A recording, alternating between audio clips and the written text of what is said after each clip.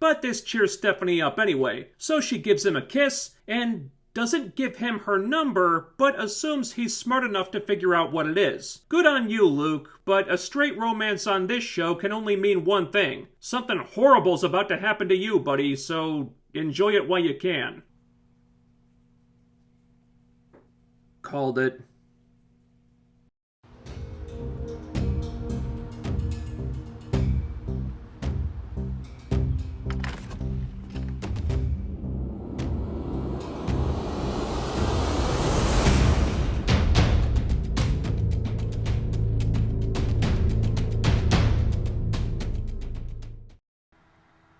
So, when last we left off, the big cliffhanger, Luke got shot.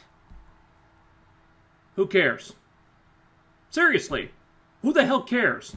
And I don't say that to be a dick, not at all. I say that because within the rules of the show the writers have established, it's pretty much impossible to care about this. Think about it. How often in the last 2 seasons have we seen episodes or cliffhangers where a character is shot or stabbed or grievously wounded only to be perfectly fine the next week or sometimes even the next scene where the injury is so inconsequential it's never even mentioned again? They've done this I don't know how many times. Hell, they did it with Ocean like 2 episodes ago. But now Luke gets shot and all of a sudden it's a huge deal because this time the plot needs it to be that we're building a whole episode around?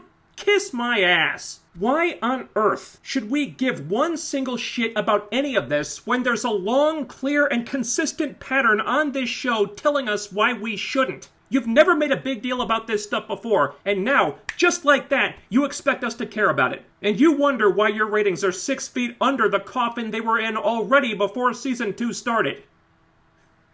Hats off to you. So the episode begins with Luke being rushed into not the illegal underground abortion clinic, but an actual hospital. I know, right? I was starting to think they didn't exist in this town anymore too. But part of this week's bullshit plot requires Luke to not be allowed visitors, so here we are. Jacob, meanwhile, is questioning Agent What's-His-Name about the incident. Tavrov. His name is Tavrov. I started calling him What's-His-Name because the autocorrect would always change his name every time I wrote it in my notes, and it was a pain in the ass. Anyway, Tavrov lies and says Luke pulled a gun on him, which Jacob is skeptical about, though some unnamed white male character thinks Tavrov should be commended for taking a black person off the streets. Jacob does want to review the body cam footage, though. Body cam footage. Gee, I wonder where the writers got the inspiration for this one. Let me think for a minute.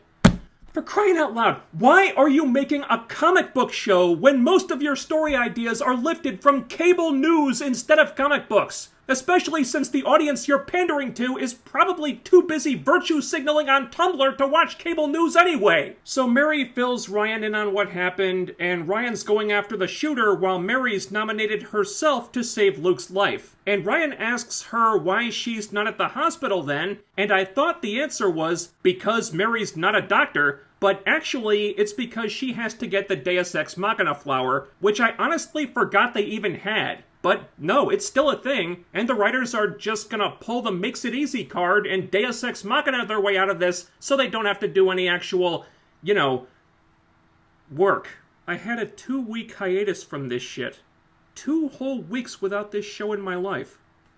Where did the time go? We cut to Alice back in Dr. Rhymes' office, making me wonder how long it's been since Rhyme was killed. She's looking through Rhyme's files, because why not, I guess. There's a file on Kate, and also a file on Roman Sionis, which is filled with information and news clippings about Mary, because a psychotherapist would need news clippings of someone? Oh, who the hell knows. Ocean comes in to dispose of the body, and he's put out that Alice won't give up on Kate. Join the fucking club, Ocean. But Alice is wondering why Black Mask is obsessed with learning all the sordid details of the Kane family. And since Ocean is trying to inject some sanity into this conversation and thinks Kate isn't worth getting killed over, she's gonna have to look into this alone. Cut to Ryan running down Eli the carjacker in the Batmobile. She stops him in the middle of a deserted intersection or something. No traffic anywhere. In what city is that a thing? He tells her what really happened and how he just fled the scene, and the Crows didn't even bother chasing him, presumably because he's white and therefore innocent of all wrongdoing by default as far as the racist Crows are concerned, even though he was an eyewitness to Tavrov shooting an unarmed unarmed black man, closing that little loophole never occurred to them. Or the writers, it seems.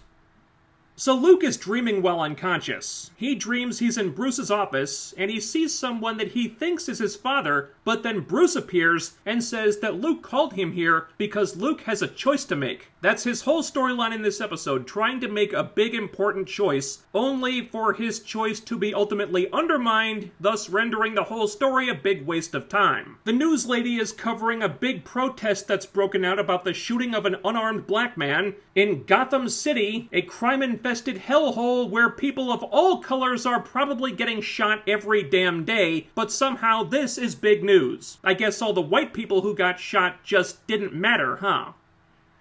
Yeah, I see what you're doing, writers. Mary's working on turning the Deus Ex Machina flower into something they can inject into Luke's arm, and that sounds a bit too complicated for someone who's still just a med student, but when the hell has that ever meant anything? And Ryan wants to look up dirt on Tavrov, but she doesn't know how the internet works on the back computer, so Mary has to show her. And that 5-second period is literally the only time in this episode that Luke's absence is actually felt. See, in a story that doesn't suck on toast, the writers might take this opportunity to demonstrate how important Luke is to the team by showing how lost the others are without him, how they struggled to do all the tech support things that he would usually do, which would give them a renewed appreciation for Luke and how valuable he is to the team. But this isn't a story like that. So, Ryan, Mary, and later Sophie perform all of Luke's duties quite easily with no trouble at all, just like every other time Luke has been taken off the board, quite frankly, accomplishing nothing but proving how disposable Luke's character actually is. So Ryan instantly calls up dozens of articles about Tavrov, and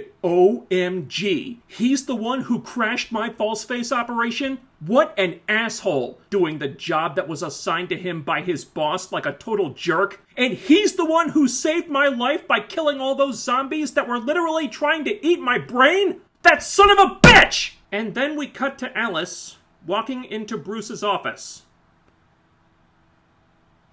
I'm sorry, is there just no security in this building whatsoever? My god, it's like the Crows parking lot with this shit. Alice is the most infamous killer in the city. Wayne Enterprises is a multinational corporation with billions of dollars to spend on making their properties secure, but Alice has pulled this shit now multiple times. You'd think someone would fucking notice her eventually, right? Who the hell is manning the front desk? Can we get that person a big-ass poster of Alice's face with the tagline, "If you see this person, call the police"? I don't know who's running security in this building, but that idiot's ass needs to be fired. Who is the head of security anyway?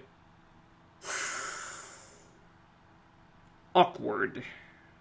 Since Ryan's out at the moment, and calling the police is not an option for some reason, Mary confronts Alice with a taser and then doesn't use it. Instead, she lets Alice ask her if Mary's had any run-ins with Circe Sionis recently, and then lets her walk away. And Alice is only asking because, for some reason, Black Mask hates the Kane family even more than she does, and she figured she'd give Mary a heads up because enemy of my enemy and all that. But before Alice fucks off, Mary blurts out that she knows Alice is in love with someone, and maybe if she'd experienced that earlier in life, she might not be the monster she is today. And as much as Mary hates Alice, everyone deserves love. Mary literally has more sympathy for the psychotic maniac who murdered her mother than she has for her own stepfather, who's been bending over backwards for weeks to get Mary to forgive him for having the audacity to want to stop Mary from breaking the law. She doesn't even bother calling security so the infamous killer Alice could be apprehended when she reached the lobby. And yet Luke is the one lying in a hospital bed with a bullet hole in his chest.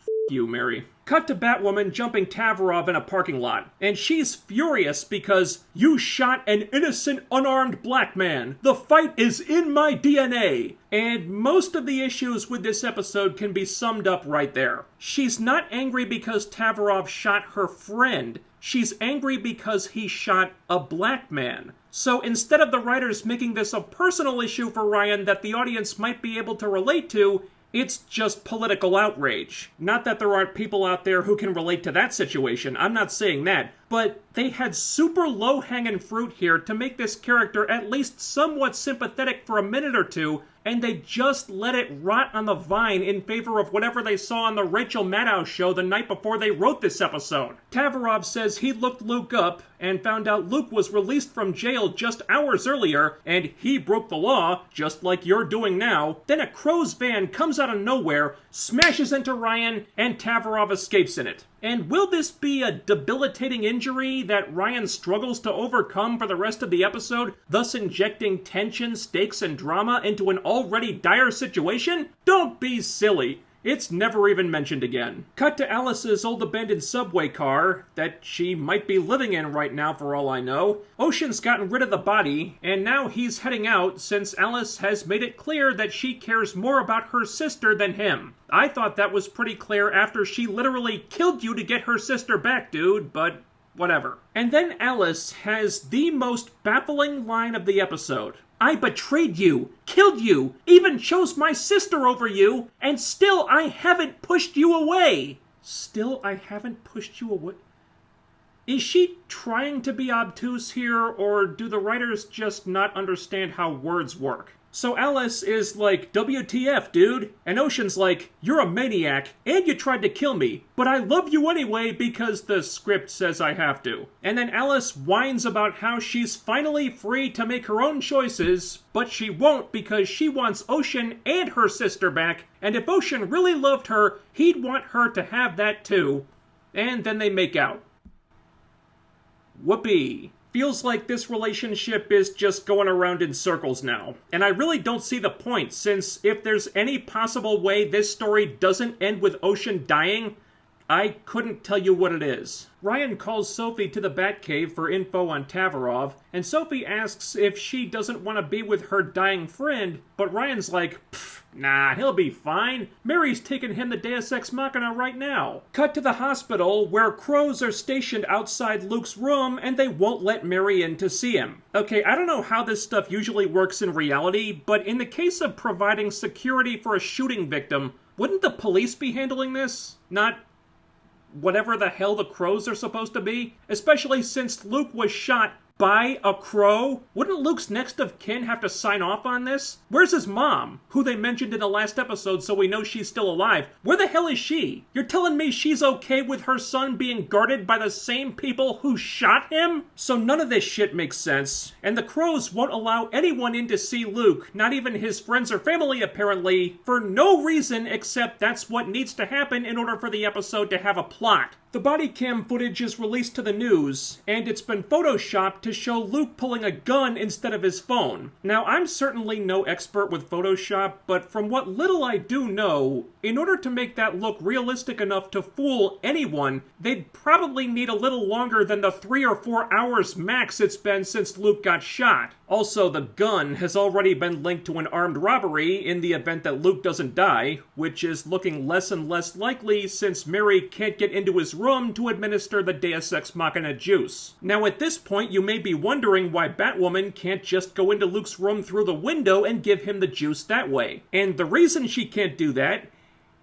is it just never occurs to her. To crank out writing this f***ing inane, the writers needed a 2-week hiatus. Season 3 is gonna be a doozy, isn't it? Sophie says the body cam footage always gets uploaded to a server, and if they can get the raw footage, they can clear Luke's name, but that's gonna delete at 3 a.m., so they better hustle. But instead, Ryan gets all pissy again, whining about how many times Sophie saw something like this happen and said nothing. Sophie says she never did, which later turns out to be a lie, but Ryan's still mad. And finally, Sophie demands that Ryan stop acting like this is her fault, and Ryan's like, it's not! It's mine! It's my fault! Luke put himself in the way because I gave him shit for being a bystander and called him privileged! He can't die! It's all because of me! On the one hand, I want to give Ryan credit for having enough humility to admit that she might have been at fault here. That's way more than Kate would ever do, so kudos on that. But on the other hand, I'm just really annoyed that they're once again taking the wrong approach. It's all in the dialogue. Ryan's not upset that her friend might die, she's upset that him dying would be her fault. which makes her look a little less like a concerned friend and a little more like a narcissistic asshole. Once again, low-hanging fruit, and Javicia Leslie seems to be genuinely trying to act here, but the writers just won't be content until they shoot every single foot in sight. Back in Luke's dream, Bruce says they're in Luke's subconscious, and Luke's being kept alive by machines right now, so he has to choose to either hang on or join his dad in the afterlife, I guess. Because that choice is up to Luke and not the machines keeping him alive?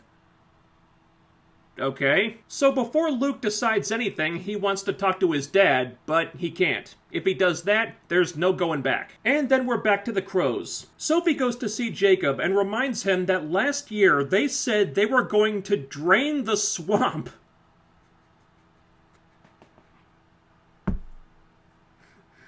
Subtle. Very fucking subtle. But that never happened, and now they're right back in the same place. And she references this other case where the evidence to convict some rapist just magically appeared from out of nowhere at the last minute, and she never questioned it. Probably because the rapist was a white male. And if that happened once, maybe it could happen again. So she begs Jacob to just open his eyes, and then she leaves. And at no point during this preachy, politicized word salad did Sophie encourage Jacob to just look at the raw body cam footage. She just virtue signaled at him and f***ed off, just hoping that he would figure out what she was trying to say soon enough to actually do something about it. With friends like these, it's no wonder Luke is having trouble deciding whether he should live or die. Jesus Christ. Sophie sticks a flash drive into a computer on her way out, which is gonna help Ryan break in somehow. Then she goes to the Batcave and hacks into the Crow's camera feed. All technical things that would normally be Luke's job, once again very easily handled by other characters with no difficulty whatsoever. If the point of this episode was to show how invaluable and indispensable Luke is to Team Batwoman, this was not the way to do it. So Batwoman's sneaking into Crow's HQ so she can hack the body cam footage off the server, because just telling Jacob to look at that shit would have been too easy. Meanwhile, Wolf Spider is back. You know, that dude who wore a skirt, who was super duper gay and totally in love with Kate, though he didn't bother going to her funeral, who was a big-time art thief and guilty of theft and breaking and entering at the very least, and who they basically had captured and helpless, but apparently let go free because gay people can't be criminals, remember? Weren't you just dying to see that character make a big return? Anyway, Sophie recruited this guy off-screen, I guess, and he does what Ryan should have done and just goes in through the fucking window and gives Luke the Deus Ex Machina juice that way, while Mary distracts the Crows outside the door with vapid chit-chat. Leave it to these writers to take the simplest, most painfully obvious course of action imaginable and save it for the big twist. Like these characters racking their brains, and at the 11th hour doing what should have been Plan A qualifies as these characters being smart. My God, how much more is there? Back in the dream, Luke is still trying to talk to his dad, and Bruce is still asking him if he's staying or going. If that sounds repetitive, that's because it is. And by their own admission, Luke's vitals are stabilizing, so I don't see how this is his choice anyway, but whatever. Cut back to Crow's HQ, where Tavrov goes to see Jacob. And Jacob inquires how a squeaky clean soy boy like Luke Fox can suddenly be guilty of GTA, robbery, and possession of a firearm. Tavrov deflects. Jacob inquires about the zombie mission, for which Sophie ordered non-lethal force, but which still resulted in a dozen deaths. Tavrov deflects. Jacob inquires about how many of Tavrov's missions have yielded similar results, and Jacob probably authorized most of those missions, so that's something he really should know, and yet somehow doesn't. But Tavrov throws that back in his face, citing the mission to murder Batwoman from last year that Jacob led himself. And yeah, Tavrov's absolutely right. Jacob doesn't have a leg to stand on here, but the hypocrisy seems lost on him. And Jacob says that extreme force isn't why he started the Crows, even though he's literally been signing off on and encouraging the use of extreme force since the show started. Haven't you, Mr. Shoot to Kill? So Jacob is like, you, Tavrov. Give me your badge and your gun. I'm totally gonna investigate your ass. And then Tavrov just knocks him out in full view of the unobstructed window that oversees the main area of Crow's HQ, and yet nobody outside the window saw this. Please tell me it's almost over. Back at the hospital, Mary is still distracting the Crow guards long after Wolfspider has done his job and gotten out. I don't know why. So he ditches the costume, comes to see her, and says, "You failed to mention Luke was a cutie pie." Totally appropriate line when the poor bastard is bedridden and fighting for his life. This show. Over in the Crow's server room, Ryan finds the body cam files, but there's hundreds of these files, and they're not sorted by name or date or anything. Because why organize important shit like that, right? The files are about to delete, but then Sophie sees Tavrov and his cronies kidnapping Jacob on the security cameras, which apparently Crow's HQ have now, go figure, and Ryan has to choose to either get the files that will clear Luke's name or go save Jacob. And surprisingly, she chooses Jacob. Wow.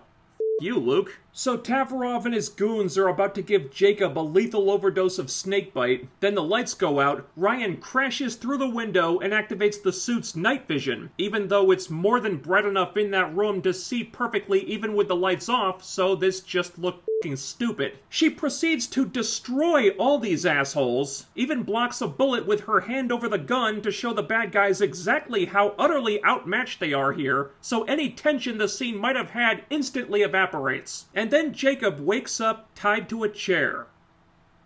Take a shot. He actually thanks Batwoman for saving his life, and then she takes a page from Mary's book and uses this opportunity to take a big steaming dump on him. You want to do good, I get it. I bend the rules too. But at least I have a code. What's yours? I gave you the match in the gas can. It's up to you to do the rest. Burn it down, or you're just as bad as them. There's a recurring theme that's been popping up a lot in these last several episodes. Two themes, really. The first one being everybody hates Jacob. It seems like at almost every turn he's been genuinely trying to do what he thinks is right, and all everyone else does is shit all over him for it when he's at his most vulnerable and tell him what a horrible person he is. And the second theme is basically just destroy, destroy, destroy. Changing the culture is pointless. Don't try to fix what's broken. Don't try to positively influence the system from within. Just burn the whole thing down, which is a very nihilistic take on this and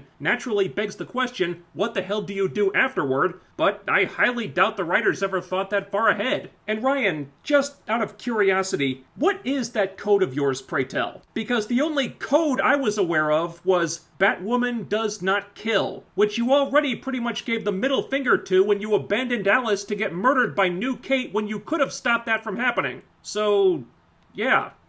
Shut up. So Jacob holds a press conference informing the news media what Tavrov did and clearing Luke's name, and then he acknowledges that while he started the Crows to protect Gotham, he's kind of made a shit show of this whole thing, so he's disbanding the Crows effective immediately. One of the reporters asks him what this will mean for the security of Gotham. So are we back to the GCPD just not existing again? Wouldn't the security of Gotham be their job by default? Who the hell knows anymore? Mary and Ryan are watching this on TV from Luke's room, so people are allowed to see him now, I guess. Luke should have come around by now, but he hasn't for some reason, and they make these laughably insincere pleas for him to wake up. We need you, Luke! There's no Bat Team without you! Even though the episode just proved that this could not be further from the truth, because they got by just fine without him, just like they have every other time Luke hasn't been around, so that's a bunch of bullshit! Then we go to Luke's dream again, and him and Bruce agree that this whole thing sucks. And it doesn't matter that Luke worked for Batman and both Batwomen and saved hundreds of lives and did all this awesome stuff that we're just told about but never saw, but he still got shot, and there's a whole mess of people willing to believe that he deserved it just because he's black. I feel like I should point out, just for the record, Tavrov never made this a racial thing. Yeah, the implication was there, that's obviously what they were going for, but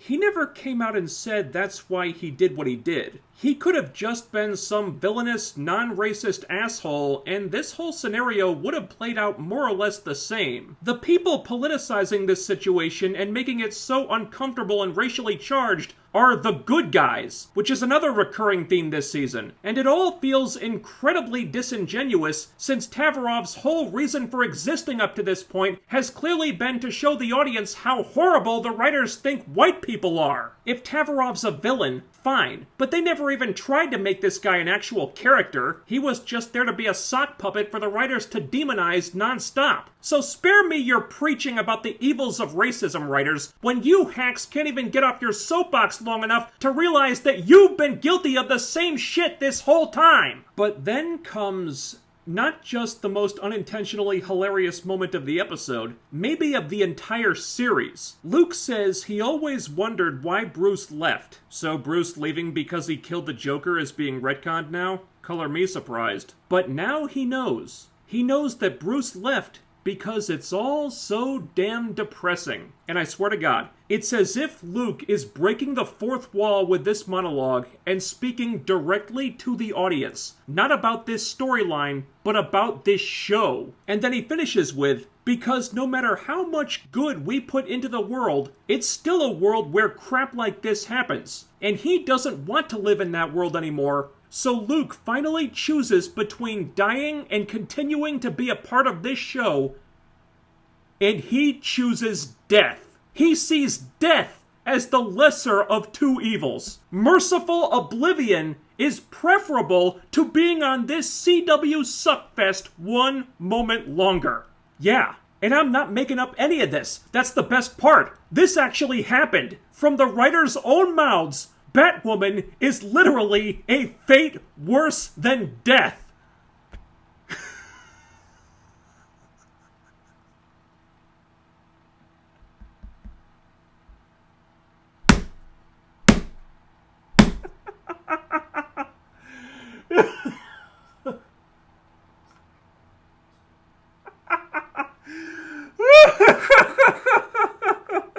And in one final gigantic FU to Luke Fox, proving beyond a shadow of a doubt just how little agency this character really has, he makes his choice to die and be with his dad. Then something else makes the opposite choice for him, and he wakes up in the hospital. For Luke, being a part of Batwoman has become the living hell he cannot escape, because the writers won't even grant him the peace of death. Wow. Believe it or not, they're actually not done yet. Jacob packs up his office. Mary sends him a text saying she's proud of him, and good God, if there was ever a red flag that he might have made the wrong call here, that would be it. Sophie shows up, and she says that it doesn't matter how we get there, what matters is that we do. Which basically means that it doesn't matter what the other person thinks, only that they come around to your way of thinking.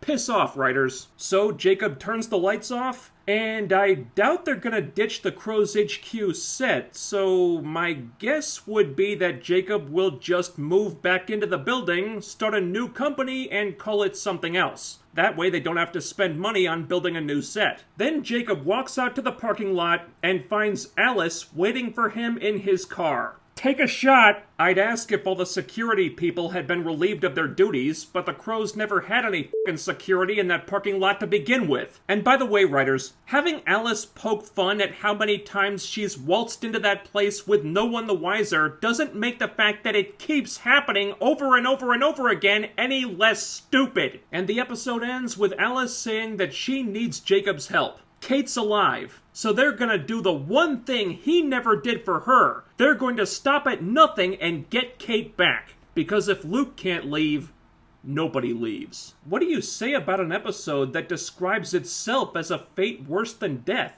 I'm not really sure. I feel like the show kind of made my argument for me here. Every chance the writers had to do something worthwhile with this episode was wasted. They had a chance to show how important Luke is to the team, threw it away. The others got by just fine without him. They had a chance to make Tavrov an actual character before they took him down, threw it away. He's just a one-dimensional cardboard cutout monster, and that's it. They had a chance to make Ryan more sympathetic, threw it away. She makes Luke's near-death experience all about her. They had a chance to make the end of the Crows feel like a payoff that was actually earned, threw that away. It came off like something they just added in at the last minute. And they had a chance to make a storyline about Luke, an actual storyline about Luke, threw that away. It's really a storyline about how racism is so horrible that it makes black people want to die, which is a lot less about Luke's character and a lot more about the politics of the white Hollywood producer who writes this shit. Writers, if you're so desperate to use your comic book show as a vehicle to comment on racism,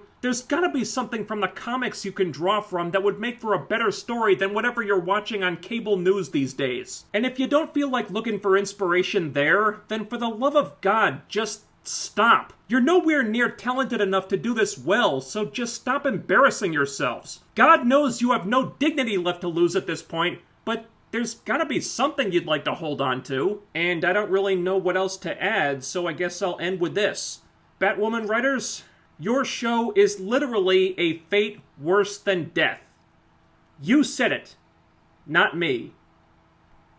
That's one more episode down, guys. Every one gets us closer to finally reaching the end of this godforsaken season.